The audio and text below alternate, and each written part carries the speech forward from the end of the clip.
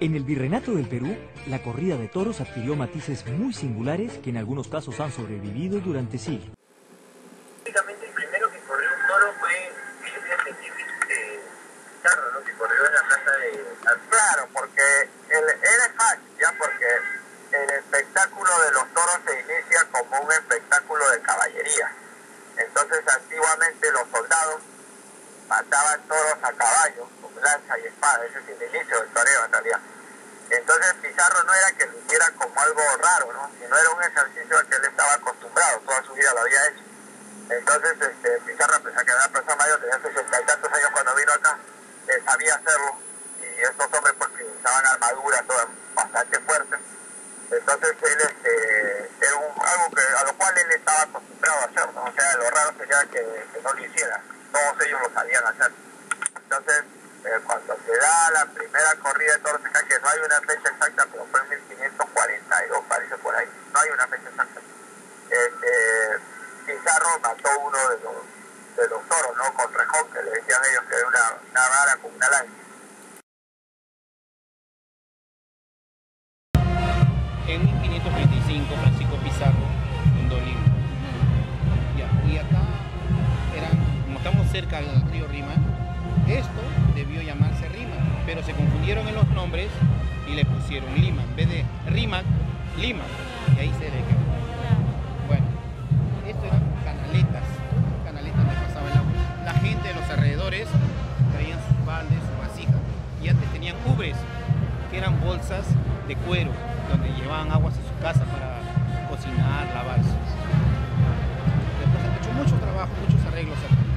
Cuando una de las formas de divertirse de los españoles eran las corridas de toros. Acá no había antes, un coliseo como existe ahora la Plaza de Hacho. Acá hacían las corridas de toros. Y era muy agradable. Lo más cerca, donde estaban los toros, eran la gente noble, y la más alejada era la gente del pueblo, los mestizos, los esclavos, los indios, ¿no es cierto? Y como acá se hacía la corrida, como hacen en España, cada vez que un torero hace una buena faena, ¿qué hace la gente? Las damas le tiran su pañuelo, los hombres, en agradecimiento, muchas veces tienen un casco, su sombrero. No sé si ustedes recuerdan, antes los sombreros eran amplios y eran bien livianos. En esa parte de allá, donde están los policías, ven allá, ahí estaba en ese tiempo Francisco Pizarro, y después de una faena del toro, agarró y tiró su sombrero. Y el sombrero ha volado y se llegó a posar en la parte superior, donde están los altares, en el segundo piso, se puede decir, donde hay un monumento solo. A ese costado, llegó al lado derecho, se posó el sombrero de Pizarro. Y ahí le han hecho, ¿cómo se llama? Un tallado del sombrero de Pizarro. ¿Ya? Por eso le hicieron ahí. Es como una anécdota de los tiempos que pasó. Los torinos eran muy diferentes a los de hoy en día. Estos eran practicados por los nobles e hijosdalgos, que eran hombres de caballería que se enfrentaban a los toros con lanzas y rejones para mostrar su valentía y destreza a caballo en situaciones de combate. Estos hombres de a caballo eran asistidos por pajes de a pie, que al igual que los caballeros se hallaban ricamente ataviados y se encargaban de alcanzar los rejones, correr los toros, poner banderillas y distraer al toro con una capa. Y son estos pajes humildes los antecesores de los toreros modernos. ¿Cómo se disponía la Plaza Mayor para realizar las corridas de toros? En primer lugar, cada una de las 8 bocacalles era cerrada con galerías, llámese palcos preferenciales para las instituciones de Lima, sobre todo las religiosas. Una vez que se había despejado por completo la plaza, es en ese momento donde podía salir el toro.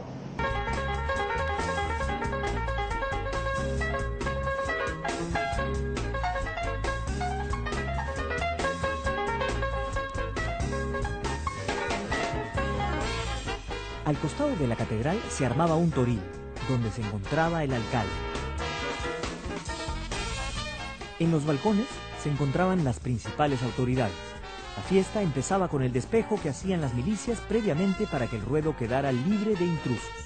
Inmediatamente un alguacil a caballo atravesaba la plaza desde donde se encontraba el virrey hasta el toril, llevando una llave de oro que era entregada a los llamados corredores de llave, y estos a su vez se la entregaban al alcalde para que abriera simbólicamente el portón para que salieran los toros. Este acto protocolar, como un ritual, se mantiene hasta el día de hoy. La fiesta de los toros fue una de las más importantes de la colonia, sin distinción de clase. Acá estos terrenos se llamaban el Pedregal del Hacho. Esto fue y esto pertenecía a la Nazarena. Se llamó al convento de las Nazarenas Carmelitas. Entonces acá armaban y desarmaban plazas de toros y hacían espectáculos taurinos. Y es por eso que este señor Agustín Hipólito de Landaburu, que era un empresario de toros de esa época, le pareció, como era buen negocio, como hasta ahora, como esto al final es un negocio, como era un buen negocio, pensó en hacer una plaza de toros. Y le pide permiso a Virrey Amat, le dan el permiso y él construye la plaza de toros. O sea, no la construyó Amat, la construyó el señor Landaburu. El señor Landaburu la construye, la inaugura, empiezan a dar corridos todos. Y la plaza pertenece a la familia Landaburu hasta 1822-23, cuando los Landaburu son acusados de traición, huyen del país y le dejan todas sus propiedades a don Hipólito Urano. Don Hipólito Urano empieza a vender las propiedades y cuando le toca vender la plaza no encuentra el comprador. Entonces don Hipólito, que era aficionado a los toros, le gustaba la corrida de toros, no quería que se destruyera la plaza.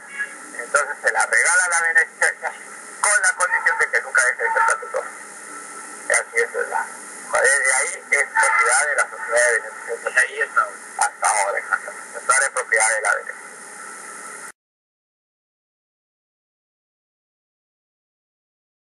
Dicen que de ahí nace el nombre, ¿no? Dicen los terrenos del Hacho, con H, eran unos terrenos que estaban elevados y de ahí se veía el mar. Había un convento de monjas que tenía esos terrenos que los cedió para construir, se construían ahí primero unas plazas de toros de madera, hasta que el señor Landaburu consiguió un permiso del virrey Amat, que después hizo el Paseo de los Descalzos y tuvo una gran preponderancia en Lima, para construir una plaza firme de toros. Y ahí se construyó la Plaza de Hacho en 1766.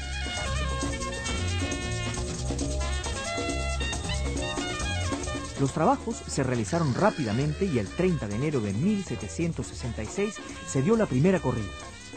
El primer toro que se corrió en la Plaza de Hacho fue el Albañil, procedente de Cañete de la hacienda de Landaburu. Ese día se corrieron 16 toros y los matadores fueron Pisí Maestro de España y Gallipavo.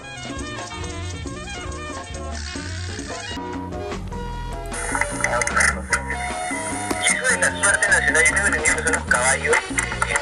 Claro, antiguamente, esto nace porque antiguamente acá en el Perú no había picadores, allá por 1800. Según algunos entendidos, esta práctica Se pensó reemplazó la en pica, cumplir ya que con esta la se suerte de perdían Varas, muchos caballos en que cada es más que caballo. todo para Uno de los pararle la destacados velocidad capeadores de toro ese entonces con fue Casimiro Cajapay, el marqués de de Valderosa, alguna manera, hijo ¿no? de él Entonces en se el creó siglo la suerte XIX. nacional que Cada consistía vez en que lo ven cambiar le de dan un ganas de caballo hacerle un estatua. a Otros un toro. merecieron ser grabados por Juan Cepeda.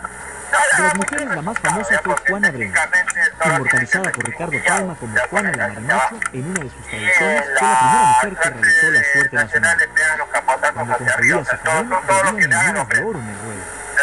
Pero fue cuando el primer toro la levantara sobre sus astas que Juana se decidió a vender carnes de res en un puesto de mercadillo de la Plaza del Mercado. Para arriba, y poco a poco se fue dejando en desuso. En la actualidad ya no se utiliza para nada, salvo un par de salanes que lo hacen, especialmente en el campeonato de caballo de Barbacones. Ahí es donde hacen una demostración de la suerte nacional y en algún momento lo hacen acá. Cuando hacen una corrida de tenis o algo así, salen los salanes. Pero no, yo tengo entendido que la suerte. Que se creó en el Perú alrededor de 1700, finales de 1700. En esa época, las corridas de toros que se hacían en Lima y que se hacían en todas partes del mundo, los picadores no llevaban un peto, que es el que protegía a los caballos de picar. Entonces, había muchos caballos que morían en la plaza. Pues por una corrida de toros pues morían 15 caballos tranquilos, ¿no? Entonces la gente comenzó a aburrirse un poco, veían que era un poco sangriento y injusto para los caballos. Entonces agarraron y idearon acá en el Perú lo que es la suerte nacional. ¿Qué cosa era la suerte nacional? Era, salían 2 jinetes en caballos criollos y capeaban al toro, ¿no? Entonces eso hacía que el toro se cansase un poco, se le restaba un poco de fuerza al toro y de ahí iban a picar, ¿no? Entonces ya el número de caballos que morían eran menos. Entonces es algo típico que se hizo en el Perú, no se ha hecho en ningún otro país.